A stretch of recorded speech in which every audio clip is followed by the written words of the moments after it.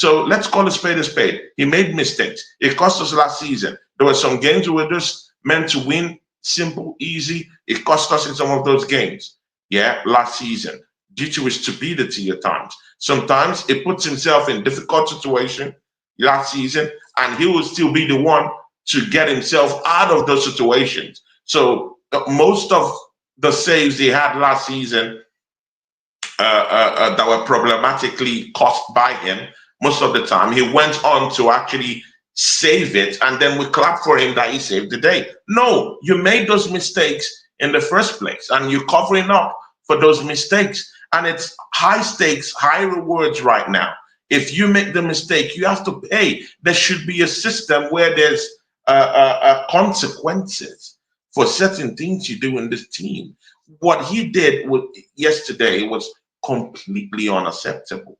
I mean, in a not London derby, yeah, I get it, a friendly match, but we all know there's nothing like a friendly match when it's the not London derby anywhere in the world. You know this. So, I mean, for committing that crime yesterday, David Raya, I mean, it has to, there should be some form of consequences for what he did.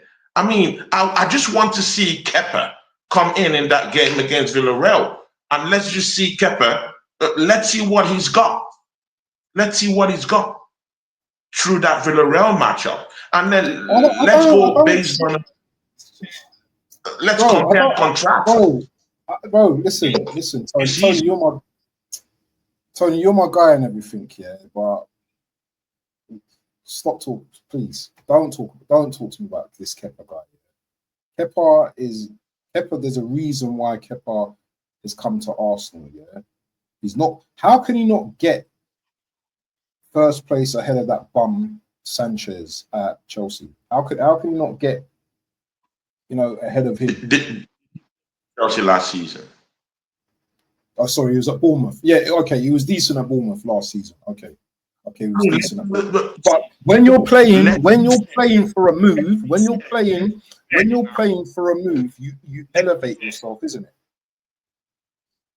No, I mean, I hear you, but it wasn't given a chance. Chelsea wants out. They don't want that big wage burning a hole in their accounts, and rightfully so. They have to, and they've been doing good business. So, I mean, they have to ship out what they perceive as deadwood. But if you look at his performances at Bournemouth, I don't think is as poor as people think. And again, when I traveled, I went on some soul searching, program, and I found out that the only reason why I was punching up the air about the Kepa signing was because it was just literally coming from Chelsea. So we as fans have to differentiate these things. Is it about the quality of the player, or is it about it's coming from Chelsea Football Club, a rival that has not given us anything good to go by over the years? And I found out that it's just because I don't just like us getting Chelsea players. That's the reason why I hated him. Because right now, when you're looking at Kepa in that game against AC Milan, he bested David Raya. When you're looking in that game against Newcastle, he came on and he kept a complete clean sheet. But David Raya fluffed his lines and disgraced us all through in that game. And yet again, he made another mistake. London derby. So I mean, in your opinion, who's the better goalkeeper? See, you know what? Yeah, we can't even say that. We can't even analyze that right now. You know why? Because David Raya is being protected by two of the best centre backs in Europe. So the only way you can fairly actually look into that is to see how Kepa plays. We can only judge by putting them in the same situation. So if maybe Kepa is put in between two of the best centre backs in Europe, and then let's see what happens. That's the only way we can get accurate data and statistical analysis of what we're really looking at between him and David Raya. But one thing is sure, we don't want to see this kind of gaffes committed by David Raya in the Premiership season. And if we want to say the truth, you do know, and I do know, that he made lots of mistakes last season. You know this. Let's don't dance around the bush and Listen, shake up. Listen. Right. You see both of the goalkeepers. You see both of these goalkeepers. Yeah, I'm not gonna say they're top, but they're both top goalkeepers. I just think they're both average, both good shot stoppers, and they're playing at Arsenal. That's all I see. I'm not excited by any of these goalkeepers at all. But it's not like one's levels above the other. They're just literally just that. You know what I mean? And obviously, as you just pointed out, that because we've got good defense, that covers up a lot of the goalkeeper's mistakes when you look at it. But anyway, I want to move away from the goalkeepers now because I don't want to talk about them all day. There's a question from AFC. What about you? What about you? What do you think? I've just said, I've just said I mean, what I thought about the goalkeepers. we can dance around the bush here and you escape. I mean, you put yourself on the I line. told you what I think about the goalkeepers. I told you what I think about the goalkeepers. I don't rate none of. I don't rate both of them. Both of the goalkeepers. You're cutting out. I hear you. I don't rate both of the goalkeepers. Which goalkeeper do you think should start in the Premiership? We're just 2 weeks away, and when you see David Raya make these mistakes, who do you want to actually start in the Premiership season? But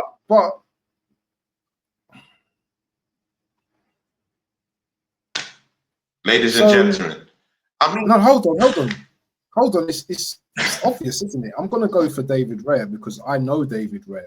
I know last season, yeah, apart from all the gaffes, he did make some outstanding saves last season.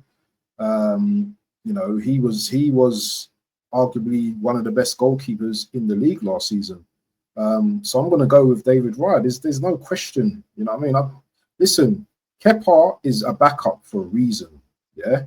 If he gets into the team and he performs better than David Raya, then so be it. But there's no way that Kepa is going to be starting the season ahead of David Raya. It's just not happening. It's not happening. So you asked me a question, and I think David Raya is going to start. It's good you're saying this because I mean every word we say have consequences. So as this situation also have consequences. So what you're now telling me, so what you're now trying to say right now is it doesn't matter about your performances, even in competitive games or in preseason. If you don't really look good in preseason, we can just go with you. It doesn't matter how much you try, how much effort you put in actually trying to get the shirt.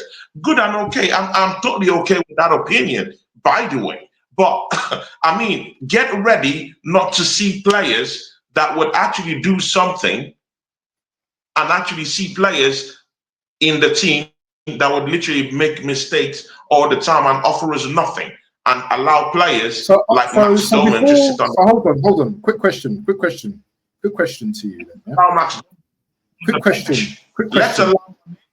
question. The bench and allow continuous thinking of the place. So do you agree with that? Let me quick question. So there's two ways you can look at this, yeah. So the first phase, Raya actually makes a pass to Skelly. So Raya is expecting Skelly, yeah, he's trusted Skelly to do something with the ball, whether it's to pass it off. Skelly, you can argue it was a foul or not. Skelly loses possession, and then David Raya is lobbed. Now, David Raya wasn't expecting to be lobbed, yeah, because he put his trust in the pass going to Miles Skelly, yeah. You're a goalkeeper. Let me finish my point. Let me finish my point, and you can come in, yeah. So, as much as we've seen David Raya lobbed, yeah, we also have to look at Miles Skelly in that situation as well. So there's two players that's accountable in that situation. Yeah. Now, David Raya is our number one goalkeeper at Arsenal. Yeah, regardless of whether you want Kepa to start or not, he's our number one goalkeeper. And whether he's made that mistake or not, that one mistake, he's going to start next season. You can argue with it. You can argue with me till the cows come home about it, whether he should start or not. But you and I know that David Raya is going to start next season. There are players that made mistakes in that game that are going to be starting next season. Yeah, first game of next season. So that argument of whether Kepa or Raya should start, I don't think that's a non-starter for me. Yeah, Raya has had a whole season of playing for Arsenal. Yeah, Kepa has just come in. He's not going to take his place, yeah, unless he does something outstanding in the next 2-3 games or in the Emirates Cup where he looks outstanding. But I'm guaranteeing you now that Kepa is not going to start ahead of David Raya. So let's just cool that down. I mean, by you spent a lot of evidence, time talking about this, by the way. You can't beat your chest and say that. You can't beat your chest and say that. Okay. We've literally seen Mikel Arteta throw the book on Ramsdale while he was a decent goalkeeper for this team and bring Raya in to displace him. So, I mean, you can't really say this of David Raya and just think that that's just the way it's going to go. Mind you, when Kepa was coming to the football club, he said in the interview, I'm not coming here to be anyone's backup. I'm coming down here to take the number one shirt. Believe it, take that to the bank. We will see who starts the first game of the season, then, bro. We will see. Yeah.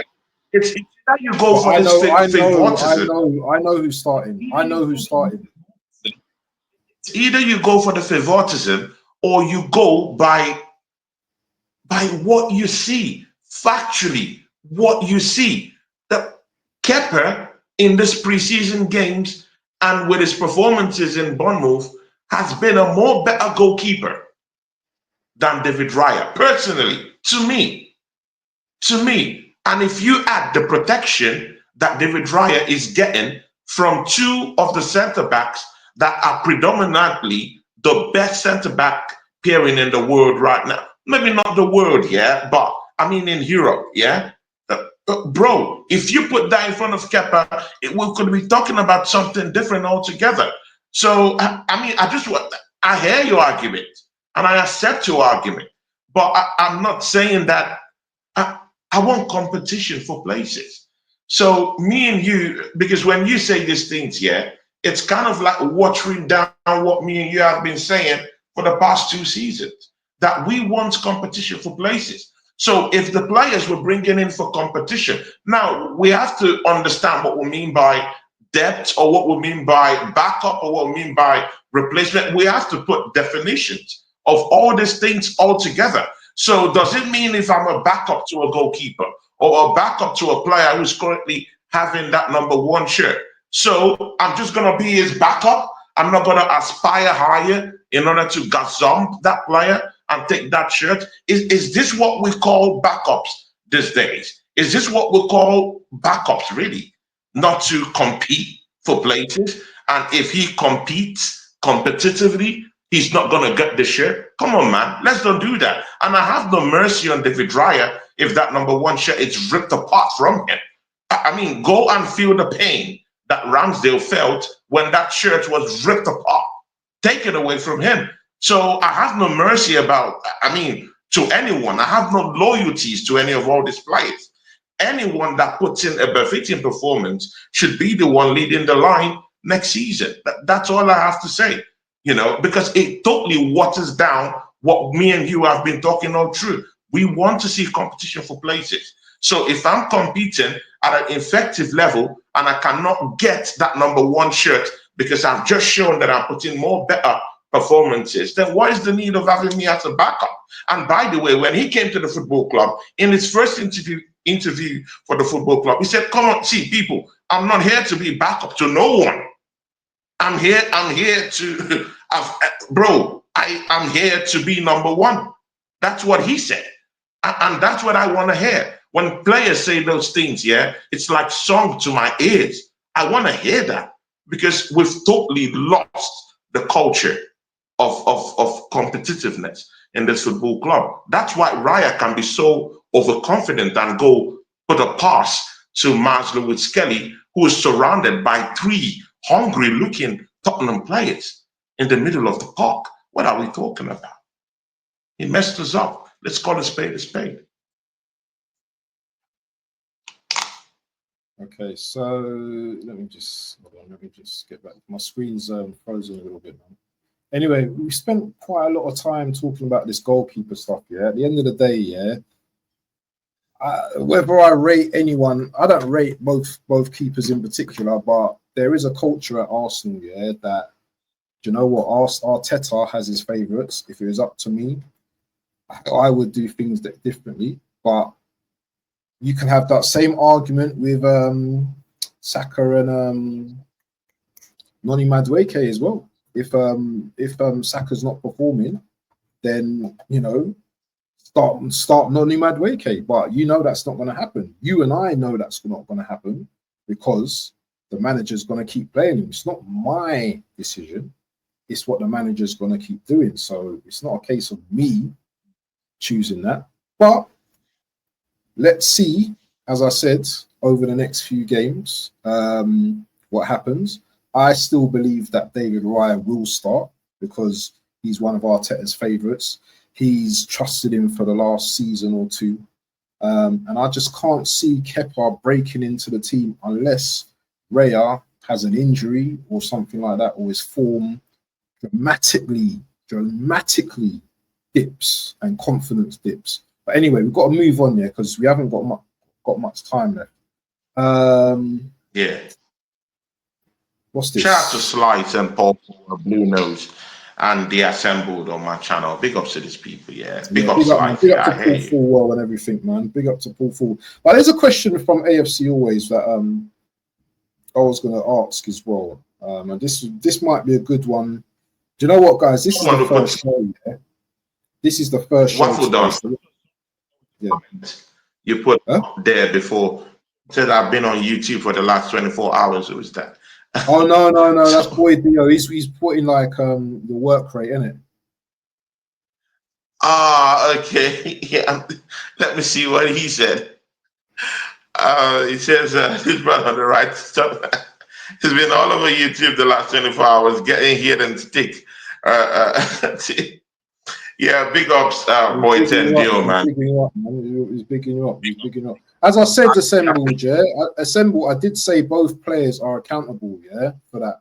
And as a coach myself, yeah, I would have told my players to spread the ball to the widths instead of playing the ball through the middle. So both players are accountable for it. So it's not just a Raya thing; it's also a Miles thing because he actually lost the ball. So you know what I mean. You can ask as many questions as you want in that situation, but they're both accountable, in my opinion. Anyway, are Arsenal, Man United the most? Hold on. Let me answer this question. Are Man United? Please. I'm asking you, man. I'm trying to finish a question, man. AFC's asked the question. AFC's asked the question. Waffle done. I'm sorry. The question. How can you say that mistake is by both players? How can you say that mistake is? I want to hear from you. Okay, I'm not going to answer you. I'm not going to answer no one until if you don't let me answer this question. You need to let me answer this question first. You're going into another topic. We've not finished one yet.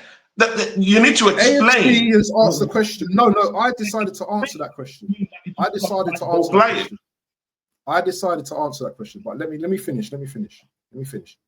AFC asks, are Arsenal and Man United the most scrutinised club in England from all fans? What's your answer to that?